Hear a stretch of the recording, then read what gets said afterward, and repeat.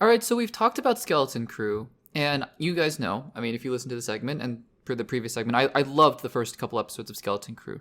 And, I talked about in the spoiler discussion how Star Wars and MCU shows have a tendency to start very strong. I don't remember disliking any particular first couple episodes of any Star Wars or MCU show. And that got me thinking, and, I haven't done a ranking on the podcast or the channel in a long time, and I certainly do love a ranking. You can go check out a lot of my videos that are just ranking videos, but I thought it'd be fun to rank all of the first episodes of all the live-action Star Wars series. So I have here 7 shows, and I'm not necessarily going to count the first episode of Mandalorian Season 2 or Mandalorian Season 3 because I think this is more about just first impressions of the show overall. So we have 7 shows here in release order. We have Mandalorian, I believe this is release order, Mandalorian, Book of Boba Fett, Obi-Wan, Kenobi, Andor, Ahsoka, The Acolyte, and Skeleton Crew. And we're just going to, from worst to best. In my personal opinion, this doesn't have to be anything close to what your ranking is. It's not even the whole show. It's really not even the whole show. This is just because I was reminded after, watching Skeleton Crew how usually the first episodes of these Star Wars shows are pretty good. And if you guys enjoy this segment, then let me know in the comments and let me know if you'd like me to do one for the MCU as well. I can totally do that as well. But this isn't anything super serious. Just wanted to rank, in my personal opinion, the first episodes of all of the live action Star Wars shows, all 7 of them. So let's get into it. Also, spoilers. I mean, minor spoilers for Skeleton Crew, and obviously all the other shows, major spoilers for those as well. So, coming in at number 7, we have the first episode of the Book of Boba Fett.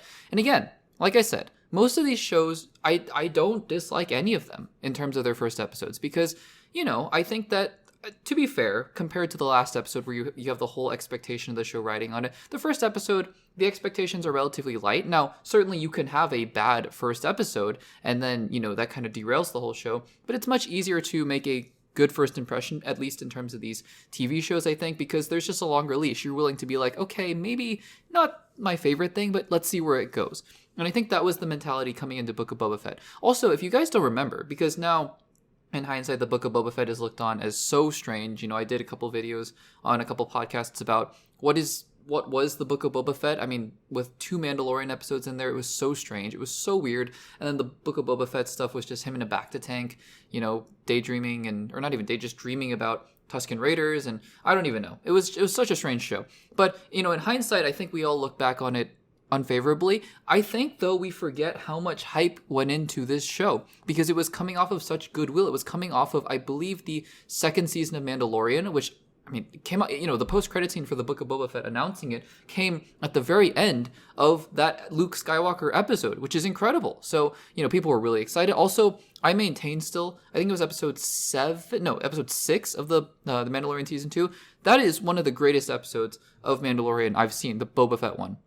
It was fantastic, and Boba Fett was brutal. He was vicious, but he was a bounty hunter. But he was not, he wasn't evil. He had principles. I mean, it was the kind of Boba Fett that you'd dream of coming back after his, quote unquote death in the Sarlacc pit. So I think people forget, just again that how much excitement there was for a show like that. And I think the first episode, if you remember, it was basically him and Fennec Shand kind of establishing themselves, walking around, and then the later half of the episode was the beginning of that infamous Tusken Raider back-to-tank backstory, which I just think completely stalled any momentum it had, going into that series. But still, I think that the first episode, you didn't really get a whole lot. It was just sort of forgettable in the grand scheme of things. And I don't think it was bad. I just think it was a little bit forgettable. So I'm going to put it at number 7. Coming in at number 6 is the first episode of Ahsoka. Season 1, maybe? Maybe season 1, maybe just the whole series. But first episode of Ahsoka, I think it's fine. I think that we're introduced very quickly to Baylan Skoll and Shin, I believe is his apprentice's name. And then we get kind of reintroduced to all the Rebels characters. It's basically the whole episode. If you remember, the episode ends with Sabine getting stabbed with a lightsaber, which is a little ridiculous. It kind of goes to the whole, anyone can get stabbed. I'm sure if Han Solo didn't fall off the platform in Starkiller Base, he would have survived because he got stabbed. But, I think that it was mostly, in hindsight, more for nostalgia, just be like, we're getting the band back together. Hu Yang, you remember him from Clone Wars, Ahsoka, obviously, Sabine, Hera, Chopper, and we're looking for Ezra. Thrawn mentions. I think it was setting up that kind of story, that kind of show. And for what it was, I was not the biggest fan of Rebels. I'm not going to lie. I was a huge Clone Wars fan, though. And I was a pretty big Ahsoka fan just from the Clone Wars and from Rebels as well. And so I was like, yeah, let's see where we go from here. And obviously, all the Clone Wars fans, regardless of what you think about Ahsoka, we will always have episode 5 of Ahsoka, the Anakin Skywalker episode, the Clone Wars episode. So I will be grateful to Ahsoka for that. But still, I think the first episode was just a lot of Rebels fan service, and I think it is what it is. You know, if you really like Rebels, maybe you really enjoy the first couple episodes of Ahsoka, and I thought it was good. It was fine, but nothing really that memorable. Coming in at number 5 is The Acolyte. And I know this, some of you are going to be like, why isn't this number 7 or whatever? I don't care. Like, I think that the first episode, even the first couple episodes of The Acolyte, were pretty interesting. And I think that what this show had going for it was that it was just different, I think the Ahsoka thing, and even the Book of Boba Fett, being lower on this list is just because I think we were just kind of over it, this is all shrinking the universe. This is all sort of characters that we're so familiar with already. And it's like, in hindsight at least, because at the time it was like, let's see where we can go from here. But in hindsight, it was more like, okay, so these are the same characters that we're always watching. I think that The Acolyte had this promise with new characters with Amanda Stenberg and Daphne Keane and Lee Jung-jae and all these actors and new characters, Master Soul and Vernestra and May and Osha. So I think that what The Acolyte did at least is set up, because again, no one was fooled. I wasn't fooled at all for a second. I was like, oh, twins, duh, obviously. But still, I think the action was good. The Carrie-Anne Moss versus Amanda Stenberg's, I guess it was Osha. No, that was May. That was May against Indara, Master Indara. I can't believe I remember these names still. But, I think the fight was really good. I really like Lee Jung-jae. I really thought that the mystery, at least, of, okay, so let's figure out what's going on with the twins, because the twin mystery in itself was not that interesting. And I thought, yeah, I'm on board, and if you, again, you guys can go back on the channel and look, I was on board with the show, at least for the most part. I still think it was a pretty big disappointment overall, but I'm not one of the people who hate the show just because I hate it. I don't have a strong feeling about it in that way. I'm just disappointed because I think the concept was really interesting, and I just don't think it executed that well. But that was the first episode of The Acolyte. I think it was interesting. Coming in at number 4 is the first episode of Andor. Now, I think, and I've said it before, I do have to rewatch Andor because it's been a while. And I think I also remember not watching these episodes of Andor super regularly. I think I maybe, binged a few here and there. And there were, I think there were some episodes that were stronger than others. And I think the first episode of Andor, while it was good, it was certainly really good, it also functions in part, as part of that 3-episode narrative arc. And so you're just setting the scene, right? Now, what we got in the first episode of Andor was quite good. It was setting up Andor and his home planet and his mother and the droid. I don't remember their names, actually, but Bix, I think, is the Adria Arjona. That's the actress's name. Anyways, I think it was just setting up the tone of this post-Empire, world that we're living in. And I think the politics, I don't know, I don't remember exactly if the politics and Mon Mothma came into play super prominently in the first episode, but we get a little bit of the backstory of him and his sister, I think, and I think that was just it's probably one of the less interesting parts of his storyline because it just never got picked up. So I think just the first episode of Andor, what I really liked about it was the tone that it was setting about this different era of Star Wars and this different world and not different world, but just different side of what it looks like to live under the Empire's occupation. I think that was super interesting, and it set up a very good show overall. So Andor, episode 1. Coming in at number 3 is The Mandalorian, season 1, episode 1. This is the sort of the pilot that kicked it all off, and I thought it was really solid, at least more so at the beginning. I really liked the whole, I can take you in warm or I can take you in cold, and freezing the guy in carbonite, and I think The Mandalorian had such intrigue and mysteriousness about him at the time. We had no idea. Din Djarin, no idea. He was just Mando. I think he met Carl Weathers in that episode, and he goes and rescues Grogu. Obviously, that was the big selling point at the end of that episode. And so I think Kuiil he meets in this episode as well. And that's the big training with to ride the animal and going to rescue Grogu and not IG-88. I forget the name, IG-70 something. Anyways, you guys can let me know in the comments down below. But, Taika Waititi character. So I think it was a really solid first episode, albeit, in hindsight, I also look back at The Mandalorian and go, this isn't a show that I loved particularly, but I liked most of it, I would say.